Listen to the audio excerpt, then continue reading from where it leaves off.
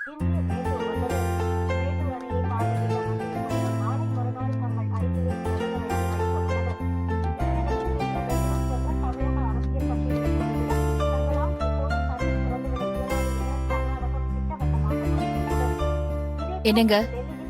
இன்னைக்கு ஏதாவது important news இருக்கா? வழக்கமான நியூஸ் தான் போயிட்டு இருக்கா கிலா. பிரேக்கிங் நியூஸ், ஸ்பெஷல் நியூஸ் எதுவும் இல்ல. செய்திகள் தொடர்கின்றன. கரூரில் பால் பவுடரால் பாதிக்கப்பட்ட 4 குழந்தைகளின் உடல்நிலை இன்னும் கவலைக்கிடமாகவே உள்ளது. குழந்தைகளின் உயிரை காப்பாற்ற மருத்துவர்கள் தீவிர சிகிச்சையில் ஈடுபட்டுள்ளனர். குழந்தைகளுக்கு கொடுக்கப்பட்ட அந்த பால் பவுடர் ஒரு புகழ்பெற்ற ஃபுட் ப்ராடக்ட் நிறுவனத்தின் தயாரிப்பு என உறுதிப்படுத்தப்படாத தகவல்கள் தெரிவிக்கின்றன. பாதிக்கப்பட்ட குழந்தைகளை குறிவைத்து நாச வேலையில் ஈடுபட்ட கும்பலை போலீசார் விரைவில் கைது செய்ய உள்ளனர். பணத்துக்கு ஆசைப்பட்டு குழந்தைங்க பால் பவுடர்ல கலப்படம் செஞ்சிருக்காங்க. இவங்களுக்கெல்லாம் கொஞ்சம் கூட மனசாட்சியே கிடையாதா? பிசினஸ்ங்கிறது பணம் சம்பாதிக்கிறதுக்கு தான். ஆனா இவங்க பணம் சம்பாதிக்கிறோன்ற பேர்ல பெரிய பாவத்தை பண்ணிக்கிட்டு இருக்காங்க. என்ன பண்றது? கரெக்டா தான் சொன்னீங்க. ஆனா இந்த பாவத்துக்கெல்லாம் அவங்க பதில் சொல்லியே தீரணும். இந்த துயர சம்பவம் மனசே சரியில்லைங்க. அத ஆஃப் பண்ணுங்க. பரிதாபத்தையும்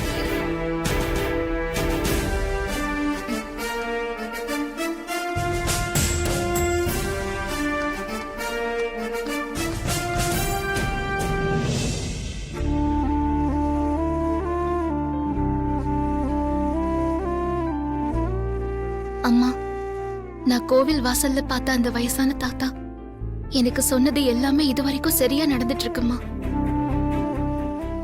அந்த தாத்தா என்கிட்ட நாளைக்கு உனக்கு ரொம்ப பிடிச்சவங்களுக்கு அவமானம் ஏற்பட போதுன்னு சொன்னாரு.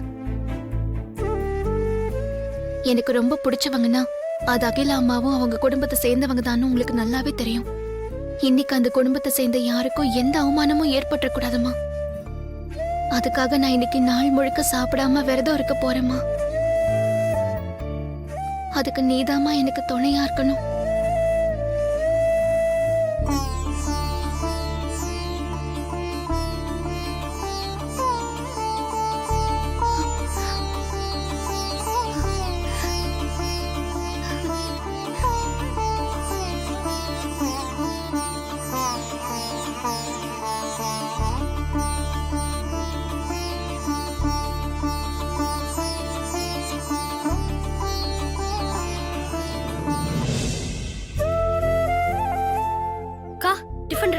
டேய், அப்பாவை கூப்பிடு. பா, டிஃபன் ரெடியா? வாங்கப்பா. இதோ வந்துட்டேன்டா. இந்தா வாங்கப்பா.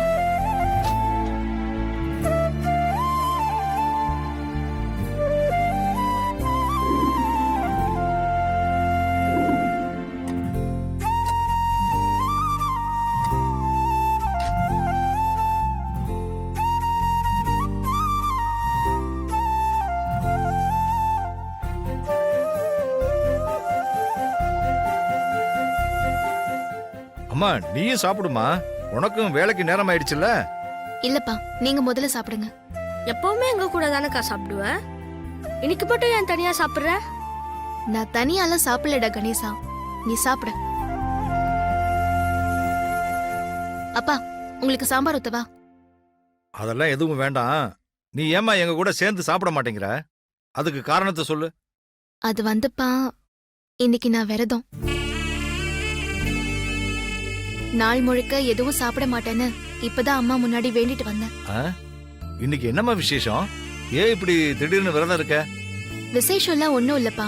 நம்ம அகிலாமா குடும்பத்துல இன்னைக்கு யாருக்கும் எந்த அவமானமும் ஏற்படக்கூடாதுன்னு வேண்டிக்கிட்டு விரதம் இருக்கேன். என்னக்கா சொல்ற? எதுக்காக பார்வதி நீ இப்படி வேண்டிக்கிட்டு விரதம் இருக்க? அதுக்கு என்ன அவசியம் வந்துச்சு? சொல்றேன்ப்பா. உனக்கு ரொம்ப பிடிச்சவங்க பெரிய அளவுல அவமானப்பட போறாங்க.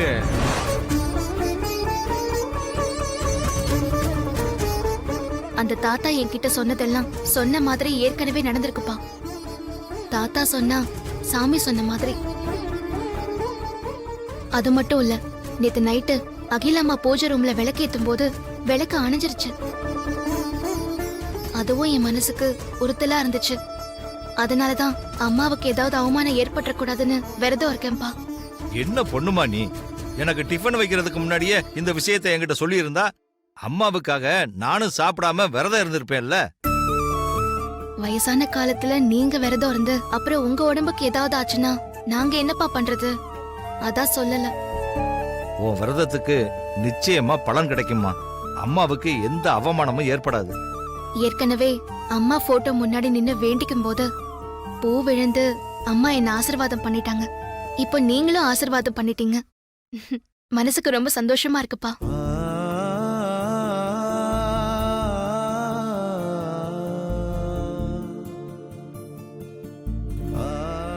அப்பா இன்னொரு இட்லி வச்சுக்கோ. ஐயோ போதுமா போதுமா.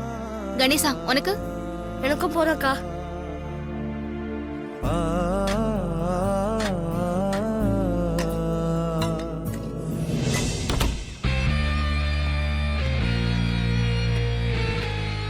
Good morning madam. நமக்கு இன்னைக்கு குட் மார்னிங் தான். பாவம் அகிலாண்டேஸ்வரிக்கு தான் இது பேட் மார்னிங். உட்காருங்க. Thank you madam.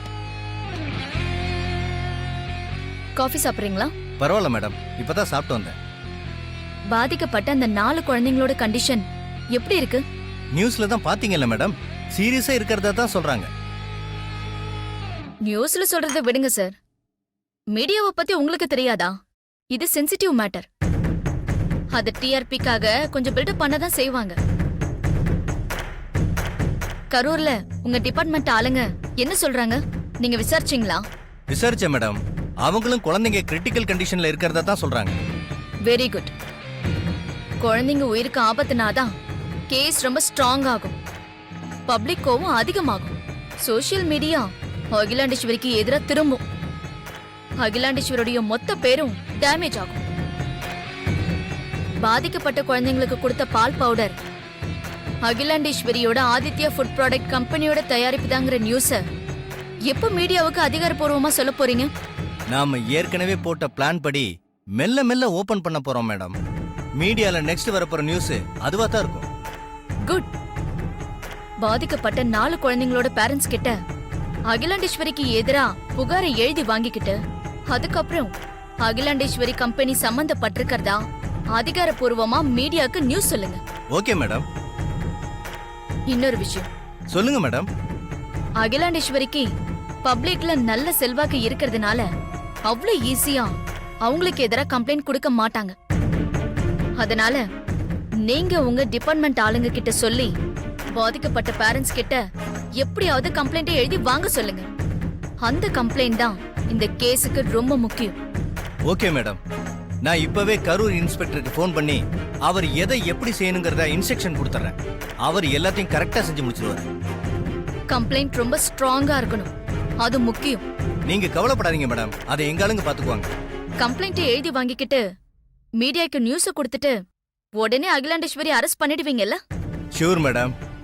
நான் அகிலாண்டேஸ்வரி அரெஸ்ட் பண்ணி கூட்டிட்டு போறத டிவில காட்டத்தான் போறாங்க. நீங்க இங்க உட்கார்ந்து அதை பார்த்து என்ஜாய் பண்ணத்தான் போறீங்க. ஓகே, அப்போ நீங்க போய் அந்த அகிலாவை அரெஸ்ட் பண்ற வேலையை பாருங்க. அகிலா அவமானப்பட்டு தலை குனிஞ்சு போறத நான் டிவில பார்த்து என்ஜாய் பண்றேன். Okay madam.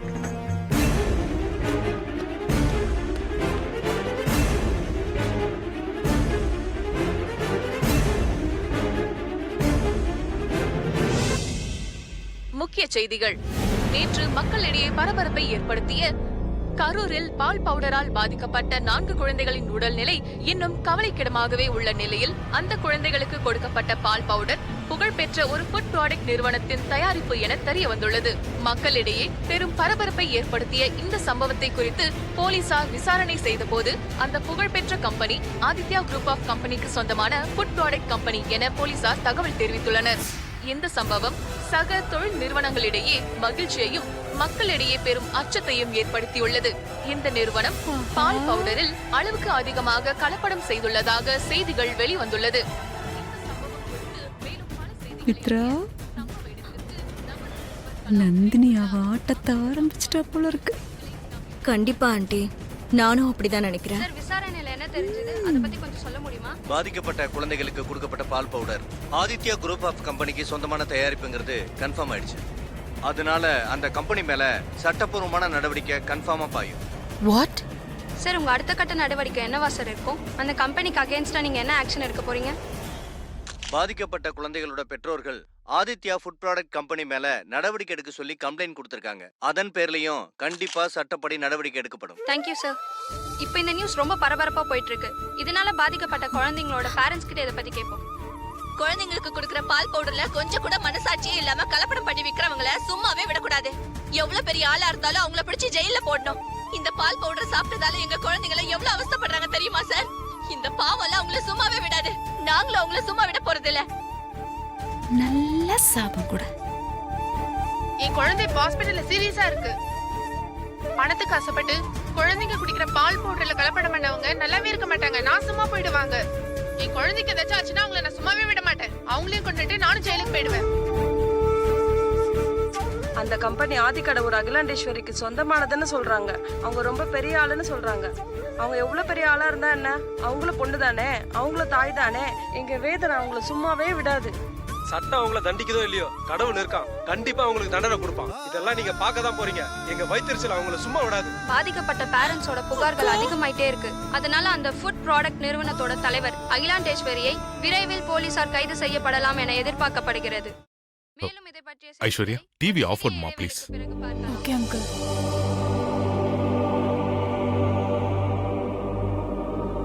ஆதி, என்ன இது?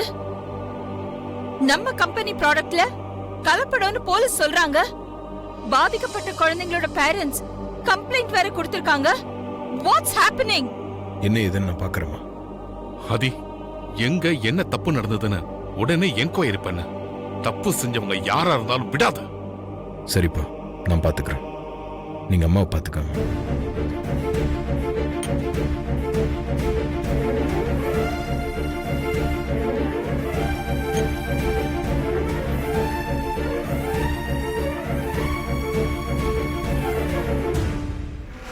நம்ம பங்குக்கு நாமளும் சொல்வோம்.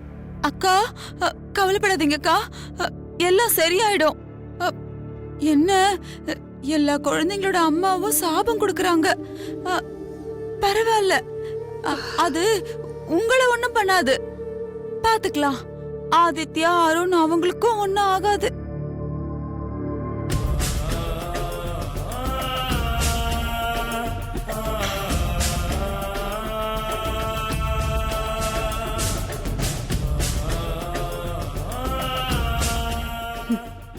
மித்ரா, நந்தினி சொன்ன மாதிரி அகிலாண்டேஸ்வரி ஜெயிலுக்கு போறது கன்ஃபார்ம். ஆசை நிறைவேற போகுது.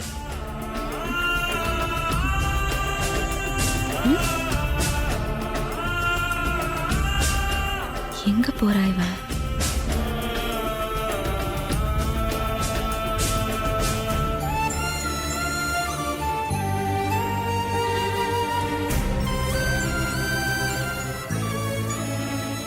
எல்லாரும் மேல போய் என்ன பண்றாங்க?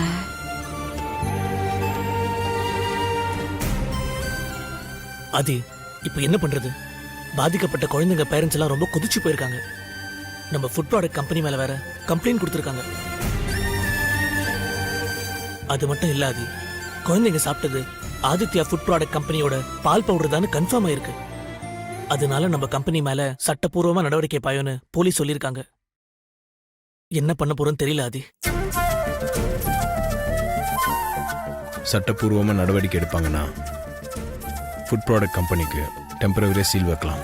இல்லைனா பப்ளிக் அம்மா மேல கம்ப்ளைண்ட் கொடுத்ததால அவங்கள அரெஸ்ட் பண்ணலாம். அம்மாவை போலீஸ் கைது பண்ணுவாங்களா? அது நடக்க கூடாது மாமா. அம்மாவுக்கு அப்படி ஒரு அவமானம் வரக்கூடாது. அந்த வயசான தாத்தா சொன்ன மாதிரி நடந்துருச்சு. அம்மாவை எப்படியாவது இந்த அவமானத்துல இருந்து காப்பாத்தணும். உடனே ஏதாவது செய்யுங்க மாமா. ஆமா ஆதி, கம்பெனிக்கு சீல் வச்சா கூட பரவாயில்ல. ஒரு வாரம் 10 நாள்ல கேஸ் நடத்தி ஓபன் பண்ணிக்கலாம். ஆனா எக்காரணத்தை கொண்டும் ஆண்டி அரெஸ்ட் பண்ண விடக்கூடாது. ஆண்டியை எப்படியாவது இதுல இருந்து காப்பாத்தணும். வேணும்னா லாயருக்கு ஃபோன் பண்ணி பார்க்கலாமா? நான் வேணா ஃபோன் பண்ணிட்டா?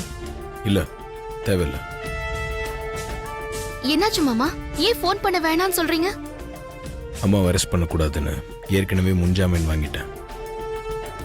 ஏற்கனவே முன்ஜாமீன் வாங்கி வச்சிருக்கியா? எப்படி? குழந்தைங்க இஷ்யூல அம்மாவை அரெஸ்ட் பண்ண போறதா சொல்லி போலீஸ் டிபார்ட்மெண்ட்ல இருக்கிற நமக்கு வேண்டப்பட்ட அதிகாரிங்க எனக்கு முன்னாடியே இன்ஃபார்ம் பண்ணிட்டாங்க. ஸோ நான் லாயர் கிட்ட சொல்லி இந்த கேஸில் அம்மாவை அரெஸ்ட் பண்ணக்கூடாதுன்னு கேட்டு ஏற்கனவே முன்ஜாமீன் வாங்கிட்டேன்.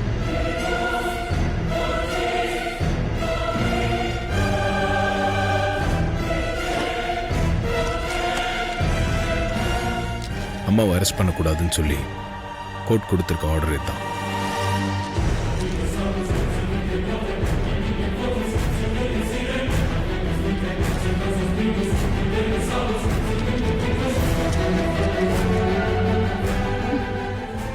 ஆதி, உன் அம்மாவை அரெஸ்ட் பண்ண கூடாதுன்னு நீ இவ்ளோ எச்சரிக்கையா இருக்கியா? இந்த வயசுல நீ 15 கம்பெனிக்கு எப்படி எம்டியா இருக்குன்னு இப்ப புரியுது. ஆனா நான் விட்டுற மாட்டேன். அகிலா கையில விலங்கு மாட்டி அவ கம்பி என்றதை நான் பார்த்தே தீருவேன்.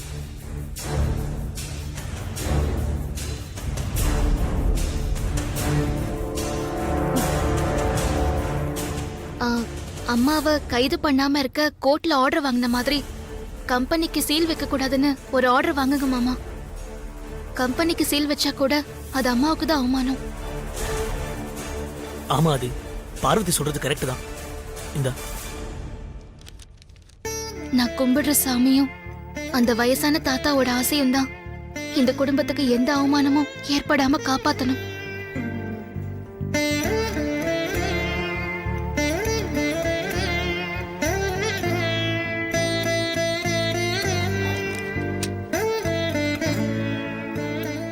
லாயர் கிட்ட ஏற்கனவே எல்லாம் சொல்லிட்டேன். எல்லாத்தையும் அவர் பார்த்துப்பாரு.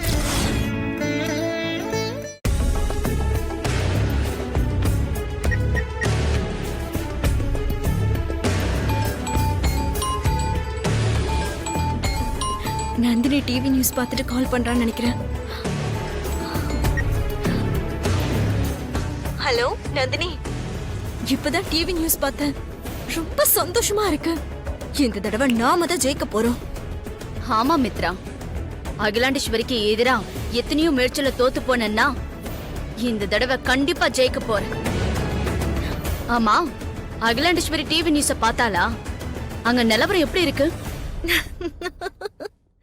இங்க நிலவரம் ரொம்ப கலவரமா தான் இருக்கு. எல்லாருமே ரொம்ப ஷாக்ல இருக்காங்க. அடுத்து என்ன செய்ய போறாங்கன்னு தெரியல.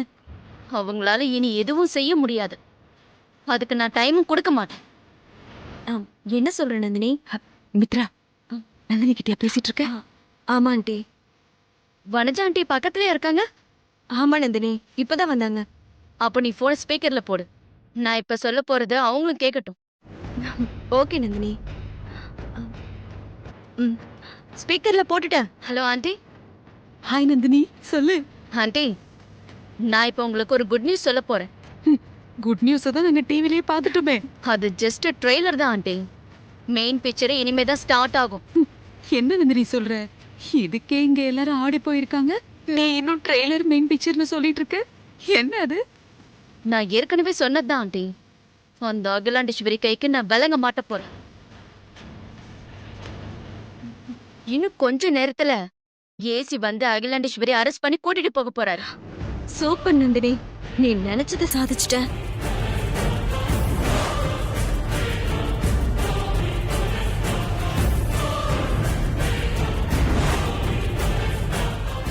ஆண்டி, என்ன உங்ககிட்ட இருந்து எந்த ரியாக்ஷனுமே காணும்? அது ஒண்ணும் இல்ல நந்தினி. உன் பிளான் நல்லபடியா நடக்கணும்ல, அதான் யோசிச்சுட்டு இருந்தேன். என்ன ஆண்டி சொல்றீங்க? நான் எல்லா ஏற்பாட்டையும் பக்காவா பண்ணிருக்கேன். இந்த தடவை அந்த அகிலாண்டேஸ்வரி என் பிளான்ல இருந்து தப்பிக்கவே முடியாது. தப்பிக்கவும் கூடாது நந்தினி, அதத்தான் யோசிச்சுட்டு இருக்கேன். நீங்க என்ன யோசிச்சுக்கிட்டு இருக்கீங்க ஆண்டி? அகிலா அரெஸ்ட் ஆயிடக்கூடாதுங்கிறதுக்காக ஆதி அவளுக்கு பெயில் வாங்கி வச்சிருக்கான். என்ன ஆண்டி சொல்றீங்க? எப்படி? எனக்கு ஒன்னும் புரியல நந்தினி. இருந்தாலும் அந்த பெயில் மேட்டர் நான் பாத்துக்கிறேன் நந்தினி, நீ கவலைப்படாத. அந்த அகிலாண்டேஸ்வரி ஜெயிலுக்கு போற காட்சியை நம்ம எல்லாரும் பாப்போம். ஓகே ஆண்டி, பாத்துக்கோங்க. ஏசி அங்கதான் வந்துகிட்டு இருக்காரு. நீ ஒன்னும் கவலைப்படாத நந்தினி, எல்லாம் நான் பாத்துக்கிறேன். அகிலாவை அரெஸ்ட் பண்ணி கூட்டிட்டு போற அந்த காட்சியை நீ டிவில பார்த்து என்ஜாய் பண்ணு. சரி நான் போனை வச்சிடுறேன். பாய் நந்தினி. பாய்.